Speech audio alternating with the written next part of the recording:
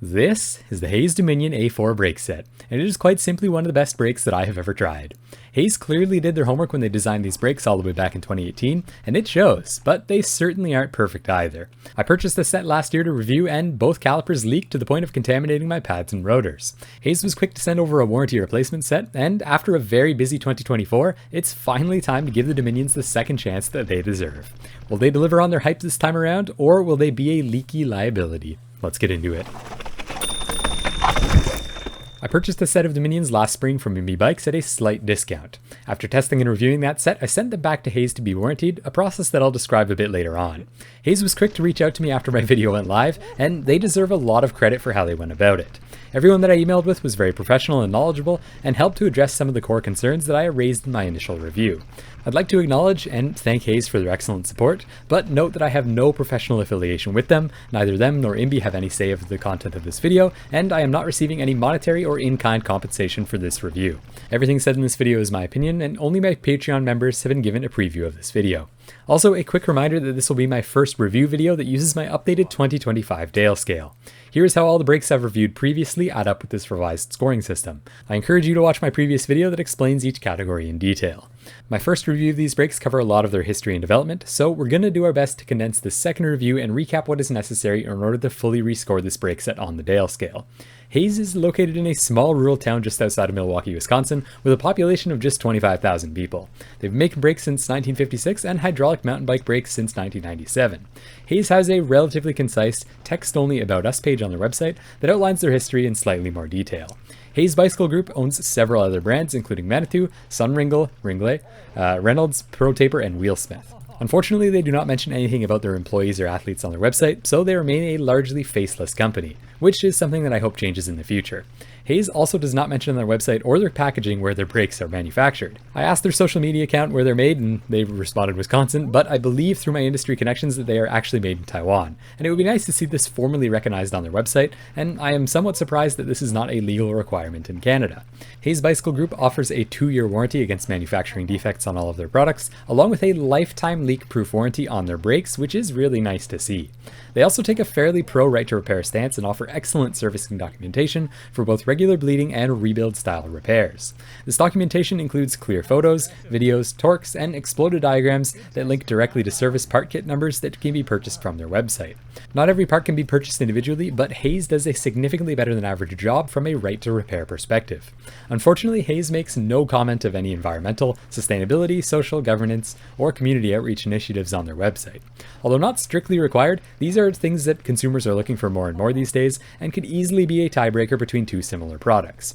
𝙎𝙬s scores a 6 in the new Ethos category. I feel slightly better than average giving them my money with their lifetime leak-proof warranty and publicly right-to-repair stance, but they do have room for improvement. 𝙎𝙬s makes it clear that they care about their customers through engineering rather than marketing. Now, they launched this Dominion A4 brake set back in July of 2018, making it 6.5 years old as of filming this video. It's still unclear what the A stands for, but it's a 4-piston brake set that's the cheaper, heavier sibling to the premium Dominion T4 brakes. A set of Dominion A4s retails for 500 freedoms, which converts to approximately 718 Canadian as of recording this video, but that is a very fluctuating currency right now. The A4s are available in 3 different colors: black, bronze, and purple, with the first 2 also available in a short reach lever configuration. This is an awesome option to have, especially for kids, and it's something that I wish more brands would offer. The purple 𝙎𝙬s in particular are only available in the standard lever configuration, and they only have a single hose length option too, meaning that both brakes must be cut to length and bled before riding. That's because the Dominions have a symmetrical design, where the levers can be easily swapped between front and rear, or left and right, without having to disconnect and reconnect hoses. This is a very nice feature to have, and it means it's much easier to source a single replacement lever in the event of a crash, rather than having to track down a side-specific one. We're going to get into build quality a bit later on, but I'm not a huge fan of the industrial design choices made on these brakes. On the caliper side, I find the styling to be very average, and there's nothing that really sets it apart from all the other options on the market. The forged radii are quite large and more reminiscent of a budget option rather than a premium one. On the lever side, function over fashion is a bit of a theme here. Although the hefty 2-bolt bar clamp is very functional, it's a bit of an eyesore and appears outdated compared to most of the options on the market. The reach adjustment dial on the lever blade is also very functional, but it is not a particularly elegant way to package the feature aesthetically. The feature lines on the master cylinder body are a bit incohesive with the rest of the design too, though this is likely a result of the swappable design. Thankfully, there are 3 color options available going between mild and wild, and the purple anodizing is an exceptionally vibrant and durable option. I'm going to score the Dominions at a 5 out of 10 for their inoffensive, but also relatively uninspiring aesthetics. On the note of function over fashion, these brakes sport a better than average adjustability. 𝙎𝙊 offers a direct mount shifter adapter that fits both SRAM and Shimano shifters, except for SRAM's new round T-style shift pod. Being a third-party option, the lever design also allows for the installation of ring clamp shifters from both brands without any risk of interference. The 2-bolt bar clamp, although not overly pretty, allows you to easily install or remove the levers with 2 hex screws, without having to adjust other bits of your cockpit. I've never had it slip while riding either at its prescribed torque. The toolless reach adjustment dial is easy to rotate, has positive feedback, and provides a range of reach adjustment that should suit the overwhelming majority of rider preferences. There is also a bite point adjustment screw hidden on the back side of the lever blade, although its factory set position is in the shortest dead stroke position, so I felt no need to experiment any further with it. It's still a nice feature to have, and may come in handy while bleeding brakes. The short reach lever is a nice aftermarket customization option that I'd be interested in testing at some point, although it is priced a bit higher than expected at 61 Super Bowls or 87 Canadian per side. This is likely because it's not just the lever blade, but actually rather a small assembly of bits and bobs. The crosshair caliper alignment system is interesting, although I maintain that it is not the most useful in practice, as the caliper is not sprung against the set screws, meaning that you'll have to do that yourself by hand. I've never had an issue aligning calipers before without it, and although I've never heard of a single person having a stress crack in this area due to the lack of material, it does somewhat concern me over the long term. There are, however, 2 downsides to the Dominion's compatibility. The first is that they feature a proprietary 𝙎𝙊 brake pad shape, which is not the easiest to get your hands on, and many independent shops will not stock an inventory of it. There are a few third-party brake pad options on the market, and the OEM sintered pads are very good, but they're a bit expensive at 56 Canadian per side, and you'll want to stock up when they are in stock. The second is the brake hose diameter, which I forgot to mention in my initial review. The outer diameter of the 𝙎𝙊 brake hose is 5.5mm instead of the industry standard 5.0. This means that compatibility with some internally routed frames and clamps will be an issue, and it's really something that 𝙎𝙊 should probably mention on their website prior to customer purchase. Overall, the Dominions earn a solid 7 out of 10 for their convenient adjustments and compatibility with other handlebar components. Getting my hands on this warranty set was a very pleasant experience overall. 𝙎𝙊 shipped out these replacement brakes very quickly after receiving my leaky set, and my only complaint is that they agreed to replace my rotors since the contamination was clearly caused by a defect with their product, but they never actually sent any replacement rotors along with these brakes. I was pleasantly surprised that they agreed to send them over in the first place by email, which I was not expecting because I was using Shimano XTR rotors, but I was still disappointed that they didn't follow through with this agreement. Now, I never followed up, and I'm not mad given the excellent level of service otherwise, but this means that I'll be testing this time around with common SRAM HS2 rotors instead of the 𝙎𝙊 D series. The first thing I noticed about these warranty brakes, other than their oddly chemical smell, is that their overall fit and finish had not been improved from my initial set, which is a good sign that I did not receive any preferential treatment. Both calipers have visible steps where the two halves do not line up, and they still have this strange partly machined, partly forged look that I previously observed. My guess is that this is a result of a go-no-go envelope requiring material to be removed in this area, although I'm not exactly sure what interference it would be preventing. The overall forging quality is relatively low, and one of my calipers even has a wrinkle present on one of the surfaces. Now, it may sound harsh, but there is no good excuse for this level of build quality at a retail price that is halfway between XT and XTR, especially when Shimano manages to make sure everything lines up together nicely on their $120 Canadian MT200 brake set.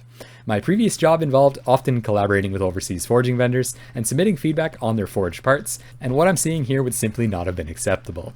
The kingpin brake pad bolt was not seized in either of the calipers and did not require a heat gun to remove it, though it still makes me nervous that there's no clip or cotter pin for redundancy designed in. Thankfully, the story is a bit better on the lever side, and there are no major manufacturing imperfections worth noting this time around. The surface finish of the bar clamp does not match that of the lever body super well, it's also a slightly different color, and there is an obnoxiously big big misalignment step between them. This step is only present on one of the levers, though it is present on both the top and the bottom, and in different directions. The reservoir cap sits proud on all 4 sides and corners of each lever, though it is nicely centered this time around. After my first ride, which was admittedly quite wet, the bleed bolt on one lever rusted into a nice orange color. I would not be surprised if this happened after years of wet riding, but I think it's pretty telling and speaks to the overall build quality of these brakes that it happened on the very first ride. It is clear that these brakes are still very cheaply manufactured, and they deserve their 3 out of 10 score in this category. I then took these brakes to INB Bikes, one of the primary sponsors of this channel, and had them install them and bleed them for me. Thanks again to INB for their continued support of my channel, especially through all of these brake reviews. So tell them I sent ya. The Dominions use DOT 5.1, and although I'm not personally a fan, I will no longer be docking a point for this decision, since the bleeding process for these brakes is relatively clean. Hayes also makes a good point in that the mineral oils that are used in other brakes from other manufacturers also include additives that make them a bit more toxic than the baby oil we would all like to have in mind. The bleeding process for these Dominions was relatively straightforward, with their great documentation, and the only thing worth noting is that the syringe connection did leak a few drops, despite being what we felt was adequately tightened. The Dominions earn a solid 7 out of 10 in the serviceability category, brought up mainly by Hayes' pro right to repair stance, excellent rebuild documents, and availability of spare parts kits. And now it's finally time to talk about on-trail performance. As I mentioned in my intro, these are simply some of the best brakes that I have ever ridden. I've ridden a lot of brakes over the past several years, and a good portion of those happened in the last 12 months, and it's clear to me that the Hayes Dominion A4s are my second favorite brake to use, and they aren't tied for that either. I'll do my best to explain the magic here if you've never tried a set before. The Dominions have an extremely light lever action, particularly through their dead stroke, resulting in an extremely low rider fatigue, tied with the Intent Trinities as the best I've ever experienced. The power begins very predictably at first with a relatively soft but consistent bite point, and these brakes have excellent low force modulation. Throughout my testing, I encountered a significant number of wet routes and wet bridges, and these brakes gave me as much confidence as any other option in these spicy situations.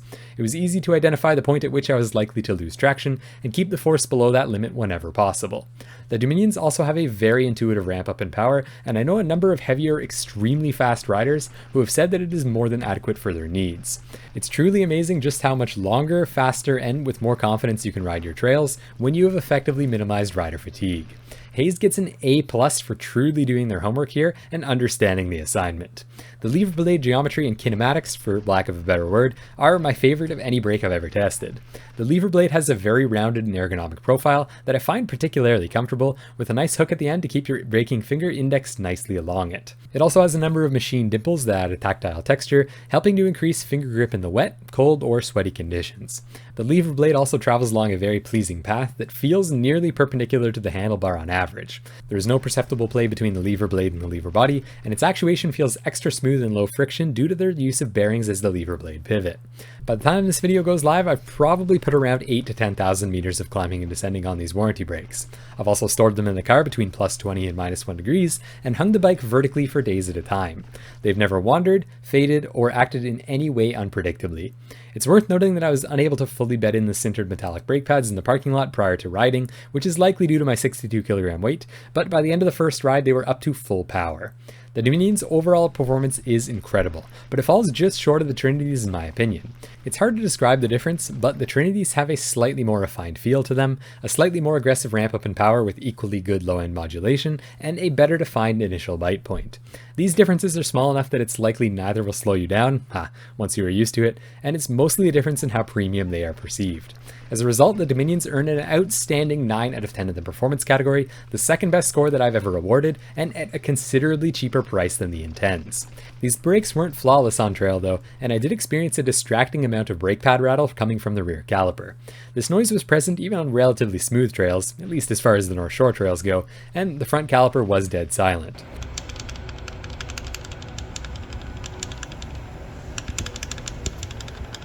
I also found these brakes to be noisier than average, with both front and rear having different squeaks at different times, mostly when used intermittently on shallower terrain where they could not fully warm up.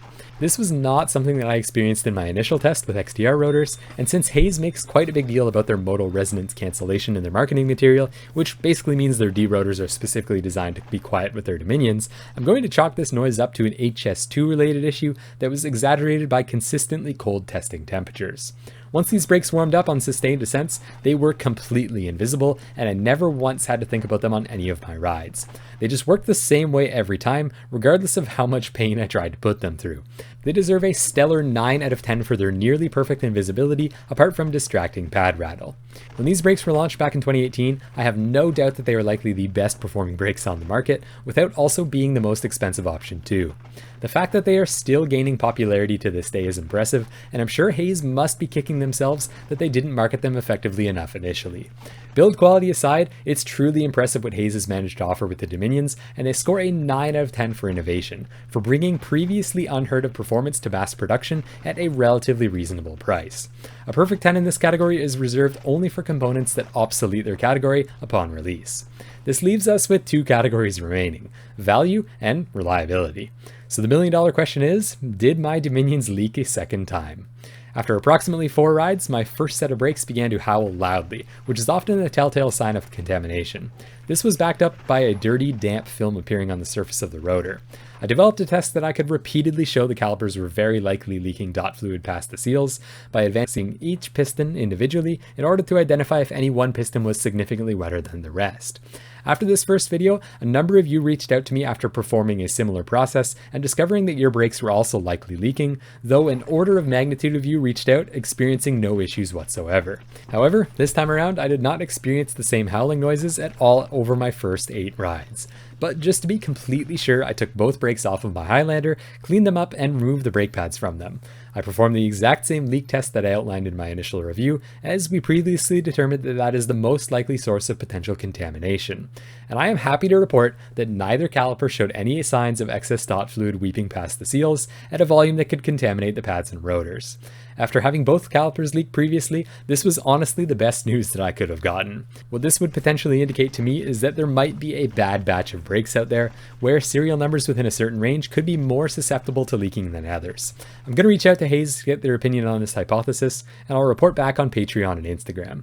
I'm far from the only rider to have issues with the Dominions, but the only common complaints online are of slow leaks and pads rattling, so I'm going to score the Dominions at a 5 out of 10 for their average reliability. This makes them more reliable than many Shimano brakes, which have a tendency to slowly leak over time, in addition to their wandering bite point, and slightly less reliable than the SRAM Mavens, which have been also reported to wander.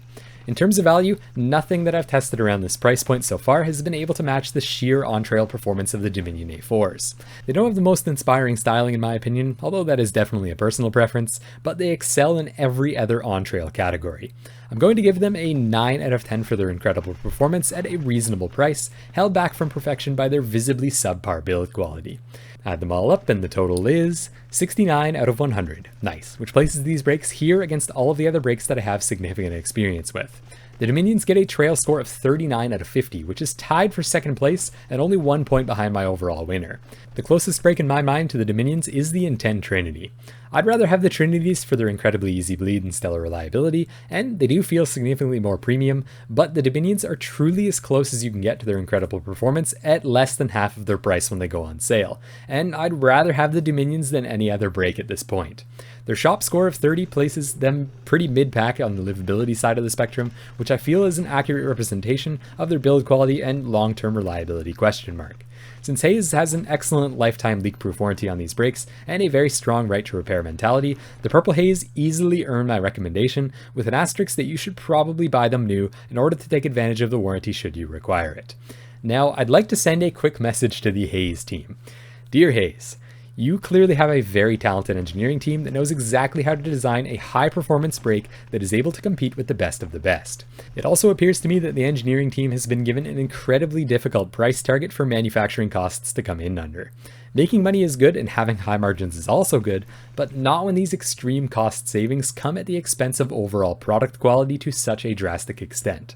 These Dominion A4s are over 6 years old, so I'm sure the replacements are well under development by now, and I really hope that senior management has given the engineering team a more reasonable manufacturing cost target in order to succeed in overall build quality.